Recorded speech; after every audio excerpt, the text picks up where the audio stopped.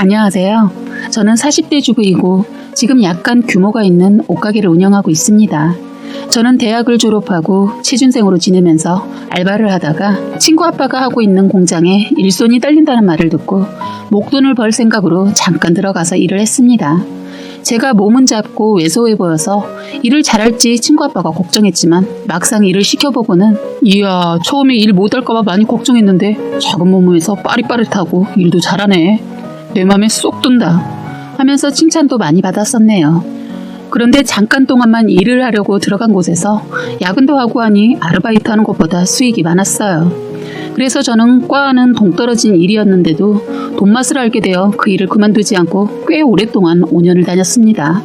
성실하게 야근까지 하면서 돈을 모으다 보니 꽤 많은 돈을 모을 수가 있었네요. 저는 어렸을 때부터 저의 꿈이 있었는데 그때까지만 해도 저만의 가게 하나를 차려서 차근차근 가게를 성장시켜서 성공을 하고 싶다는 생각이 들었어요.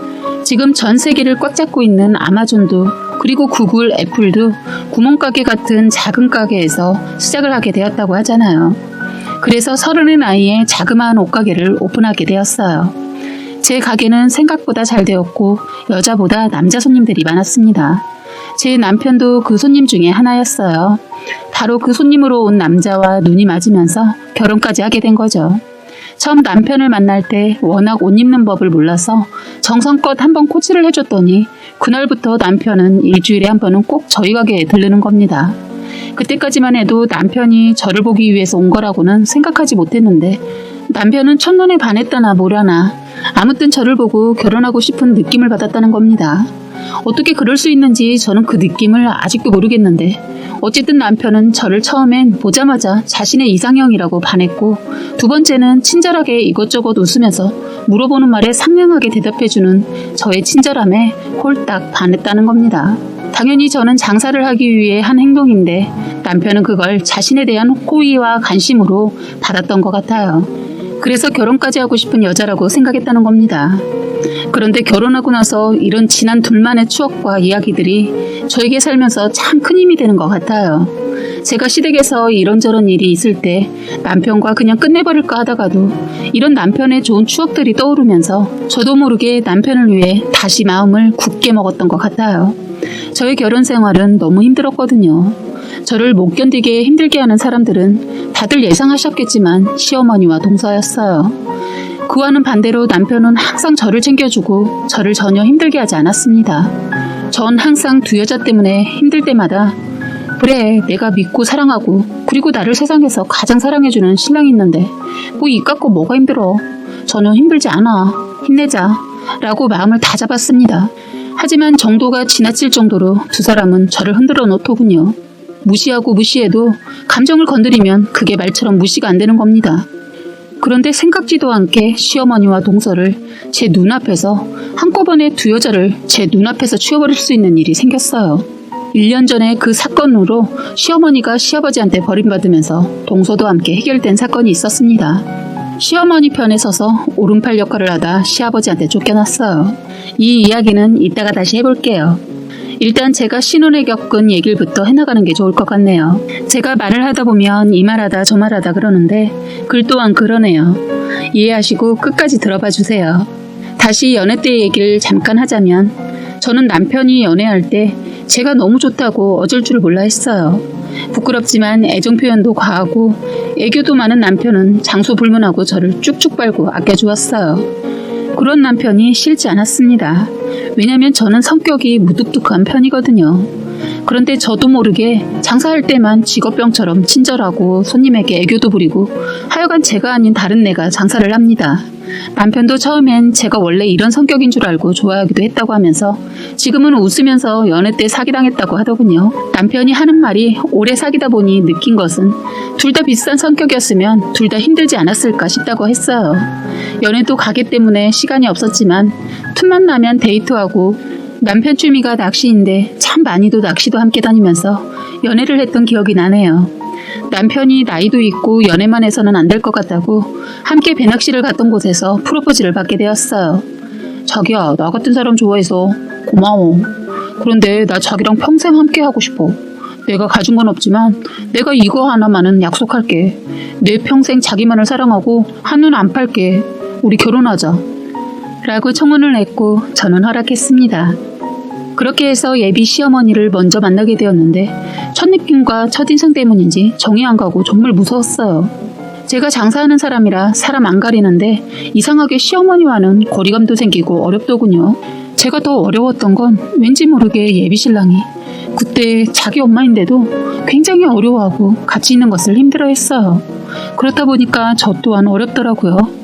친엄마가 아니라는 생각이 들 정도로 이상했어요.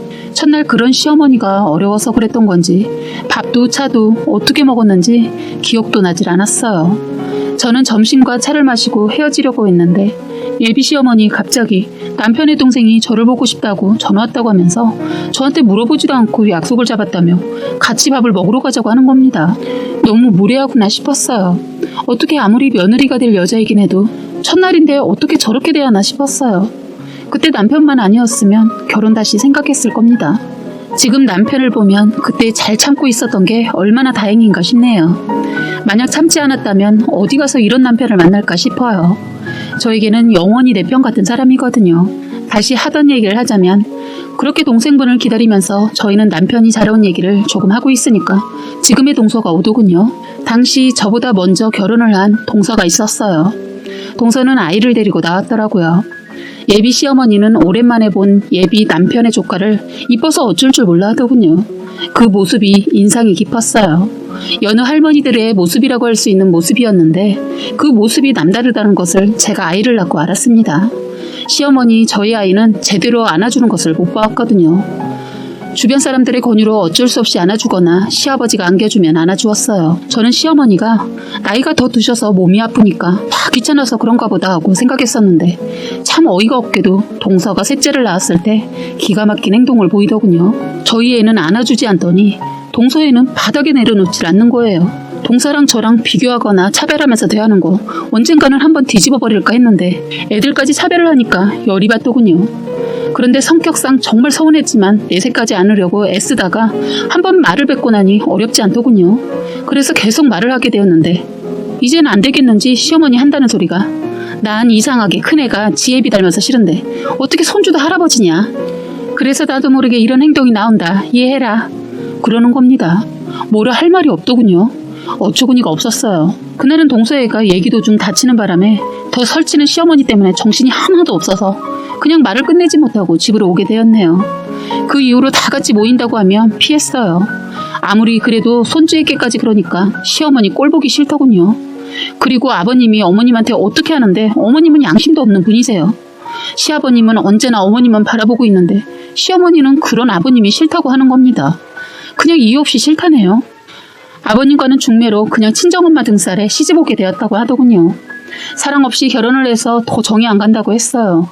그런데 어머니와는 다르게 시아버지는 시어머니를 첫눈에 반해 정말 헌신하면서 살았다고 해요. 어머님 마음 받으려고 엄청 노력하시면서 사셨다고 했어요. 저희 남편이 시아버지를 닮아서 순정파였던 것 같습니다. 그런데 저희는 우연히 아버님의 갑작스러운 병세 악화로 어머님의 과거를 알게 되었습니다. 거기에다 더 엄청난 사실을 또 알게 되었는데 서방님이 아버님의 친아들이 아니라는 겁니다. 아버님이 아프셔서 병원에 입원을 하게 되면서 모든 것이 밝혀지게 되었습니다.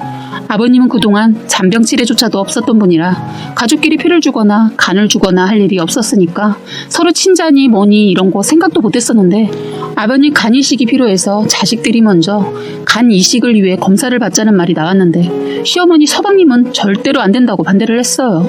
서방님은 괜찮다고 하는데 어머님이 나서서 이식이 가능해도 못 준다고 애가 셋이나 있는 애들한테 뭘 바라느냐고 대려 시아버지를 탓했어요. 아픈 사람한테 건강관리 못했다고 오만 욕을 다 하셨어요. 그러면서 병원에서도 희박하다고 하는데 그냥 약으로 버티다가 가셔. 얼마나 더 산다고 자식들 배를 갈라. 그렇게까지 해서라도 살고 싶어? 라고까지 말씀하셨어요. 그 말에 저희 남편이 화가 나서 엄마 지금 뭐 하시는 거예요? 아버지가 몸 관리 못한 거 엄마 책임도 있는 거 아니에요? 제대로 된 밥상 한번 차려줬냐고요. 저는 수술이 희박하다고 해도 조금이라도 가능하다면 100번 1000번이라도 제 간 드릴 겁니다. 동생이 검사 안 한다고 해도 저는 할 거니까 그렇게 알고 다들 그냥 가세요. 했어요. 시어머니는 저희 남편과 아픈 시아버지 걱정보다 둘째 아들만 감싸돌면서 저희 남편한테는 그래, 그럼 애 하나인 네가 해라 하면서 저희 남편만 검사를 하게끔 하려고 했어요. 그날 서방님은 형한테 너무 미안해했어요. 서방님은 자라면서부터 엄마가 형이랑 자기랑 너무나도 차별을 하니까 형한테 늘 미안했던지 이번만큼은 어머니의 말을 듣지 않고 시어머니를 속이고 검사를 형이랑 했습니다. 그런데 다행히도 형은 간이식 적합 판정을 받았고 서방님은 부적합 판정을 받았다고 합니다. 그렇지만 문제는 남편은 적합이고 부적합이고 떠나서 그동안 자신의 아버지와 어머니의 혈액형을 자세히 모르고 있었는데 이번에 두 분의 혈액형을 정확히 알게 되었다고 하네요. 함께 검사를 받으면서 의사와 상담을 했을 때 시동생의 혈액형을 알게 되었다고 해요. 그런데 그때는 별 신경을 안 썼지만 자꾸 그게 걸렸던 나머지 남편은 그 혈액형에 대해 알아보았다고 합니다. 그런데 정말 충격적이게도 시동생의 혈액형은 두 분에게서 나올 수 없는 혈액형이었다고 하네요. 이때부터 퍼즐이 맞춰지게 되었다고 하는데 왜 그토록 동생의 검사를 반대를 했는지 알 수가 있었다고 합니다. 어머님은 이미 서방님의 혈액형을 알고 계셨을 것 같아요. 그래서 서방님을 아끼는 마음보다 자기가 사고쳐서 낳은 시동생 사건이 들통날까봐 조마조마해서 검사를 반대했던 게 아닌가라는 생각이 들더군요. 너무 황당하기도 하고 설마 하는 마음에 남편은 시어머니와 시아버지 그리고 시동생의 머리카락을 가지고 친자 확인 유전자 검사를 의뢰를 했다고 합니다. 검사 결과는 설마 했던 친자 검사에서 친자가 아니게 나왔다고 하네요. 검사 결과를 받은 날 남편은 힘없이 집에 들어왔고 축 처져선 아무 말도 하지 않고 저녁밥도 안 먹고 시무룩하게 있더라고요. 저는 수술 날짜가 나와서 걱정이 돼서 그러나 안쓰러웠는데 자기야, 이번 수술 때문에 많이 걱정되지? 잘 될 거야. 걱정하지 마. 라고 했더니 갑자기 제 앞에서 눈물을 뚝뚝 흘리면서 자기야, 내가 말할 사람은 자기밖에 없네. 자기한테 말하지 않았었는데 오늘 어머니와 아버지 그리고 동생 친자 검사를 몰래 했는데 검사를 받았어. 그런데 여보, 나 어떡하냐? 동생이 내 친동생이 아니라네. 저는 이 말을 듣고 뒤통수를 가격당한 느낌이었어요. 그리고 그토록 저와 남편에게 행동했던 게 이해가 가기 시작했고요. 남편은 또 난 정말 우리 엄마가 이런 사람인 줄 몰랐어. 어떻게 나한테 그러고 모든 사람들에게 이렇게 감쪽같이 속일 수가 있었어? 난 그것도 모르고 동생과 차별해도 동생이 막내니까 나보다 더 애착이 가는구나라고 생각했는데 라면서 자신의 가슴을 퍽퍽 찌면서 울더라고요. 저도 결혼하고 동서와 차별 때문에 너무 힘들었고 괴로워서 남편의 마음과 그리고 마음을 알 수 있었기 때문에 눈물을 함께 흘리며 위로를 해줬습니다. 하지만 제가 남편에게 해줄 수 있는 건 그냥 안아주고 보듬어주는 방법밖에는 없었습니다. 그러면서 이 사실을 어떻게 해야 하는지 저에게 묻길래 아버님은 수술을 하셔야 하니까 알리지 말라고 했습니다. 그 며칠 후 남편은 시어머니와 시동생, 동서 저를 모두 불러놓고는 이 사실에 대해서 모든 사실들을 말하더라고요. 그때 시어머니는 뻔뻔한 얼굴로 사과를 하더라고요. 미안하구나. 너도 자식 키워봐서 알지만 선뜻 이런 비밀을 알릴 수 없었다. 이렇게 알게 됐으니까 말아마. 10손가락 깨물어서 안 아픈 손가락 없다고 하는데 네 동생은 더 아프더라. 그래서 더 잘해준 거야. 라고 하면서 저희랑 대화하는 내내 이런 식의 말투로 진심 어린 사과를 하지 않았어요. 그날 이런저런 이야기를 했는데 알고 보니 서방님의 아버지는 어머님이 어릴 때 살던 곳 한 동네에서 만난 첫사랑 오빠가 있었는데 서로 동성동본이어서 반대가 심했다고 해요. 그래서 도망가서 잠깐 살았었는데 시어머니의 친정아버지한테 집으로 잡혀와서 머리 잘리고 창고에 가둬두었다가 싫든 좋든 강제로 중매로 시아버지한테 시집을 보냈다는 겁니다. 죽지 못해 그냥 다 포기하고 죽은 듯이 시집와서 살다가 시어머니는 시아버지 모르게 우연히 친정에 갔다가 첫사랑 오빠에 대한 연락을 친구한테 듣게 되었고 첫사랑을 못 잊어서 결혼 생활을 하는 도중 다시 만남을 하고 있다가 임신을 하였고 시어머니는 무서워서 그 비밀을 감춘 채 첫사랑과 이별을 하고 무모한 결심을 하고 둘째인 서방님을 낳은 거랍니다. 유독 서방님을 아끼고 사랑했던 이유를 그 사실을 알게 되면서 알았네요. 모두가 그 사실을 알고 서방님도 충격이 컸지만 더 충격을 받은 건 저희 남편이었습니다. 남편은 아무리 생각해도 40년을 자신을 속인 엄마를 끝내 용서하지 못해서 지금은 시어머니와 등 돌린 상태입니다. 이것만 속였다면 남편도 등을 돌린다거나 용서 있단 거 생각도 하지 않았었겠지만 남편의 성장 과정을 들어보니 너무했다는 생각밖에 들지 않았어요. 저도 동서랑 비교당하고 차별당해서 그게 서운하고 아직도 기억에 잊혀지지 않은데 자식인 남편은 어떠할지 감히 짐작도 가지 않습니다. 일단 가족들은 다 정신이 없었어요. 그래도 아파서 힘들어하고 계시는 아버님께는 이 사실에 대해서는 알리지 말자고 했습니다. 다행히 저희 남편의 것이 아버님과 맞아서 수술을 하게 되었어요. 간 이식 수술이 대수술이라 그런지 수술하는데 시간도 많이 걸리고 무엇보다 수술하고 나온 두 분 다 너무 힘들어하셨어요. 자신의 아버지라고 간 이식 수술한 남편을 보고 저는 대견해서 눈물이 나더라고요. 저는 손을 꼭 잡으며 여보, 수술하느라 고생 많았어. 정말 수고했어. 많이 아프지? 아버님 당신 때문에 다시 생명을 얻으셨고 수술도 잘 되셨대. 사랑해 라고 말이에요. 간을 기증한 남편과 간을 기증받은 아버님이 날이 갈수록 회복 속도가 좋아지셨어요. 아버님께서 거의 회복되시고 퇴원이 될 중 남편은 많은 고민을 했지만 이 사실을 그냥 우리만 묻고 갈 수는 없다며 아버님의 충격을 받겠지만 아셔야 할 것 같다고 했어요. 그리고서는 알려드렸다고 하네요. 아버님은 퇴원 전까지는 이 내용을 알고 계셨지만 참고 계셨고 퇴원을 하신 후 어머님과 그리고 시동생 그리고 저희까지 모두 부르시고 말씀하셨어요. 이제 내 자식은 이영석 하나뿐이다. 당장 너희는 이 집에서 완전히 사라져. 만일 언제 어디서라도 나를 먼저 보게 되면 달아나. 내 눈에 띄면 내가 어떻게 할지 나도 모르니까. 당장 내 집에서 나가. 라고 하시면서 약간은 울먹이는 목소리로 아버님은 형철아 고마웠다. 그동안 내 아들로 자라주고 내 곁에 있어줘서 고마웠다. 이제 그만하면 됐다. 마지막으로 안아보자고 하시더니 조용히 일어나셔서 방으로 들어가셨어요. 저희는 그게 끝인 줄 알았습니다. 그런데 갑자기 방 안에서 이상한 소리가 들렸어요. 방문을 열어보니 방 안으로 들어간 아버님은 어머님 옷을 모조리 찢고 계셨어요. 아버님은 그토록 사랑한 어머님과의 막내 아들을 버리기 위해 애쓰는 것 같았어요. 미워하고 원망하면서 어머님을 놓지 못하는 자신을 어떻게 다룰 줄을 몰라 하셨어요. 너무 안쓰럽고 불쌍하고 애처로웠습니다. 아버님을 아프게 하는 시어머니가 정말 미웠습니다. 시어머니도 아버님의 그런 모습을 보더니 눈시울을 붉히더니 그냥 자리에서 일어나 서방님과 동서를 챙겨 나가더군요. 그렇게 어머님은 노년에 아무것도 챙기지 못하고 빈손으로 쫓겨나셨고 재산도 퇴원 후에 손을 써놔서 이혼할 때 어머님은 거의 받은 게 없다고 하셨습니다. 이혼 과정에서 어머님도 자신의 잘못을 아셨는지 소송이나 뭐 그런 거 없이 순순히 이혼해 주셨고요. 동서요? 동서는 돈 보고 어머니한테 살살거리다 낙동강 오리알 신세 됐습니다. 저희는 지금 아버님한테 가분할 만큼의 재산을 상속받았고요.